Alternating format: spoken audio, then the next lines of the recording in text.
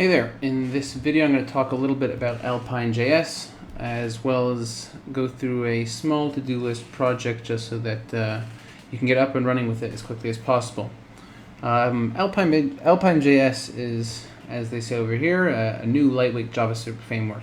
The difference between Alpine.js and other popular JavaScript frameworks like Vue or Angular or React is that Alpine.js really just sits on top of your HTML. So for example, if you're using some server-side rendering framework, if you're using Laravel, or if you're using any other, some Python backend framework, or you're just using template files and you're sending it through an Express server, and you want to add some interactivity without, dealing with a whole bunch of JavaScript, so Alpine is an awesome choice because it's really simple and it's also really powerful. So what I mean by that is, if you look down here, there's only 15 attributes, like xData, which is how you store your reactive state. There's xOn, which is your event listeners, xText, which is reactive text content, and a whole bunch more. xModel, if you're familiar with Vue or any other those frameworks, so you can sync. There's basically two-way binding between a element like an input and the underlying data. They have smart transitions, and there's a whole bunch of really cool stuff. So let's get right into it. So first, to show you what we'll be building, it might not look exactly like this, but the final result will just be a simple minimalist to-do list where you could say just do it. You can add an item here, so say create course, and then press enter, and it adds it in. Update course, and obviously once you've completed something, you could just close it out. And this all happens with with me writing zero JavaScript. So let's jump right into it. The first thing I want to do is create a index.html file, where we'll set up our basic template, crash or Alpine, just say Alpine.js. Next thing we're going to need to do is just grab the CDN, just basically grab that, paste that in here, and the second thing I want to do is just grab Tailwind CSS CDN. That's just to make things a little bit easier to style. You don't have to worry if you don't know anything about Tailwind CSS. Essentially, just a way that I like styling my websites. So let's just grab that in there. I'm using a form plugin just to make the input styling easier.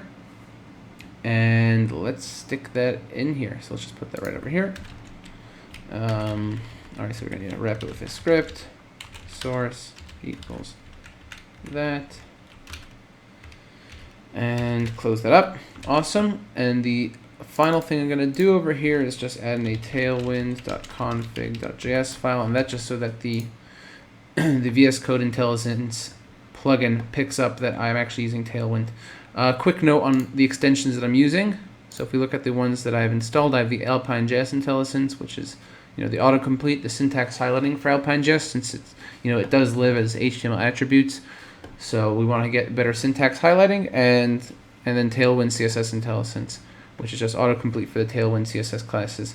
So that's nothing to worry about. So I guess the first thing we're going to do is, first of all, let's close this out and open up our new index.html file, our clean one. And bam, so right here we have Alpine.js. So the first thing I want to do is create a sort of container div, which is basically going to be the width of the screen. And it's just so I could center line everything. HScreen. We have flex column, and items center, and justify center. And underneath here, we're just going to be putting an h1 tag where we say welcome to, or actually I think I used just do it, and style that as text 2XL. And let's see what we have here. So we have, my bad, this is supposed to be class text 2XL, and we have a slightly larger font. Let's just make that bold. This is all kind of irrelevant since I just want to get into Alpine.js.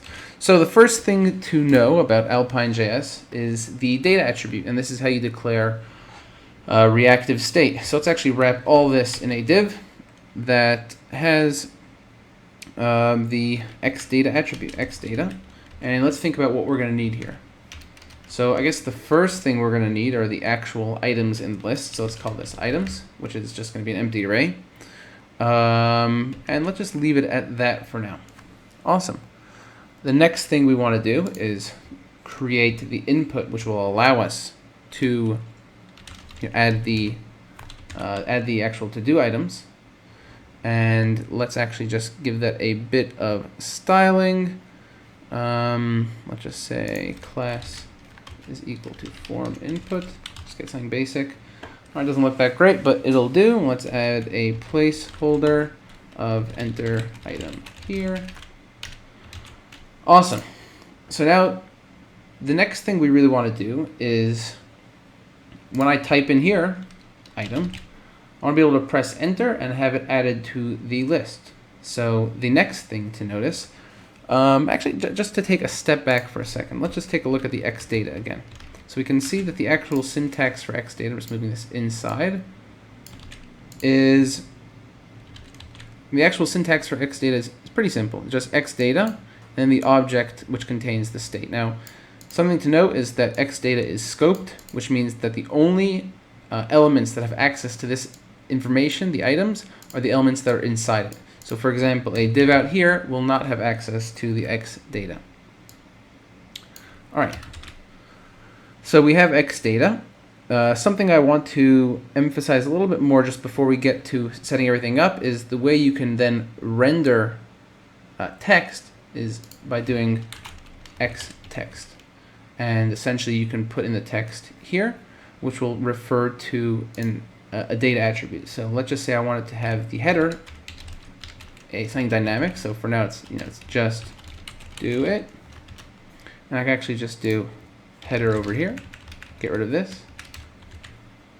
And you'll see it's the same exact thing.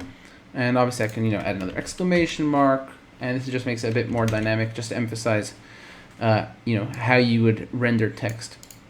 All right, so the thing that we need to do here is we have an input. So what we have to do is bind the value of the input to an actual property in the X data. So let's just call this the, let's say the item input. Let's actually call it the item title. Item, really the new item, I guess. And that'll just be an empty string for now. And we have to do in order to set up the two-way binding is just say X model is equal to new item. Awesome. And this is actually now set up as two-way binding. And just to prove that, let's set up the X model to point to the header. And you'll see here that we have just do it in here. And I can actually live update that. But since we don't actually want that in the header, we want that the new item. So we'll set that up like that. Awesome. So the next step is to actually listen for when I press enter and then do something. And that's something that we want to do is add a new item into the items array. So obviously Alpine.js allows for that as well. So I'm going to say X on key up. And then I can do something.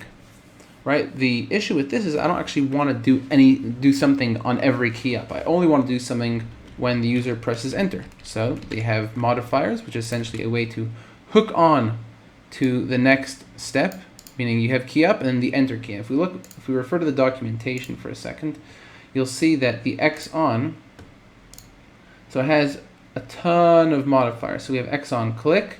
You could do key up enter, key up shift enter, key up page down. And here are all the list of modifiers in the actual docs. But it's super convenient to do like that. They have other really cool things. Something that you notice here is that there is an @click, which is basically just the shorthand way of saying X on. X on is a little bit annoying to write out, so you could just do @ key up.enter, and that essentially accomplishes the same thing. So what do we want to do when we press the enter key? We want to add the value of new item where we really want to just render it out. So what we basically want to do is when I press the enter key, so say add item. Now this add item doesn't yet exist, so we'll have to create a new function here called add item, which will be a function. And essentially what this will do is say, let's say I have the item, which is going to be an object with an ID of this.items.length, and I'll get into why we actually need an ID. We don't really need an ID, but it's good practice to have some sort of unique identifier for your array items. And then we have the value, which is the this.newItem. So if we just expand on this a little bit, so we have the X model new item, which is bound to this data property. And essentially what we're saying is that when I click on when I type the enter key, when I press the enter key, so add the item. So we essentially have a item now, which contains an ID, which is just the length of the array, and we have the value, which is the value that I typed into this input. Okay, so now the next thing we need to do is this.items.push item, and the last thing we want to do is clear out this.newItem is equal to an array, an empty string. And that's because once I add something in, once I add something in, then I want to clear out the actual input because I just added that to do item. Something that just happened now is if you saw that once I put in like a double quote, so that messed things up. And the reason it messed things up is since I'm actually inside a HTML attribute that is using double quotes, so it early closes. You have to be sure that you're always using single quotes on the inside. So we have this.newItem is equal to an empty string. So if we just take a look here, ASD, and I press enter, so it pushed it into the array, but it didn't do anything from there. Well, it didn't visibly do anything, but we saw that it cleared it out. So behind the scenes now, if we were to really inspect it, you'd see that the items have an array, meaning it has this new item in it. But since we can't actually see that, that's the next thing we're going to do. We want to render out the list. So let's do that over here. So this is where the the X4 attribute comes in. So X4 is essentially a way of saying for each item in an array, render out a specific template. Now something important to emphasize here is that the X4 has to be on a template element. It can't be on any regular HTML element like you'd be used to in Vue. It has to be on a template element. So X4 item in items, right? And then here's what we're going to be using the ID for. Key is equal to item.id. Right, and essentially the way this is letting Alpine do is since there's a unique ID on each item, so when we want to remove an item or add an item or basically manipulate this items array, so this will allow Alpine to do it more performantly and also know which one to remove since there's a unique ID. So once we do that, we will create a li, which will contain the X text of item.value. And something that I'm missing here is that I have to wrap all this into a UL. Right? I want to make a list, an unordered list in this case, and just wrap that in a UL. And if we actually take a look at what that looks at, so ASD, and we see now we have the list item. This doesn't look very good. So let's actually play around with the spacing a little bit. So let's say on this class, let's add a margin top of 4 to move it down a little bit. And let's see what that looks like now. Looks a little bit better. Let's actually just space this class equals my6, for example, and that will make things a little bit nicer. Awesome. And the second thing I just want to do is, well, actually, first of all, this is a milestone. We're able to dynamically add items to a list, which is super cool. And you can see here it was with very minimal JavaScript, meaning there was no script tag, but there was a little bit of JavaScript inside the X data. This is, this just shows how easy it is to actually do this. And, you could obviously do this with server-side rendered HTML templates. I guess the final thing really is just removing items from the list. So let's actually deal with that right now. So the first thing I want to do is to this li, I want to add a padding on the y-axis about 2 pixels to space things out a little bit. And the next thing I want to do is essentially add a little X icon. So let's actually just start with a default item in here so that we can play around with the styling a little bit easier and make that 1 so we could just see something here. we don't actually see a 1. And the reason for that is because the template element over here requires only one root element. And since we have 2, so that broke something. So what we're going to need to do anyway is wrap this in a div. And once we wrap that in div, put that in here.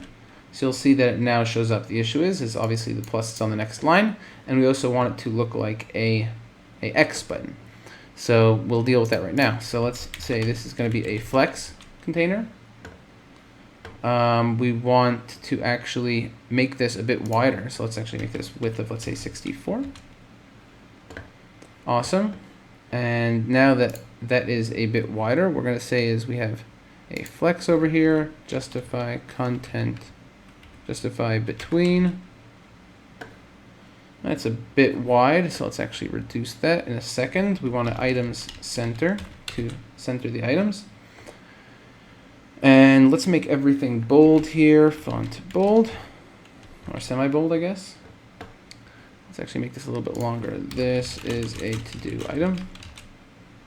That looks a little bit better. And I guess the last thing over here is class rotate 45.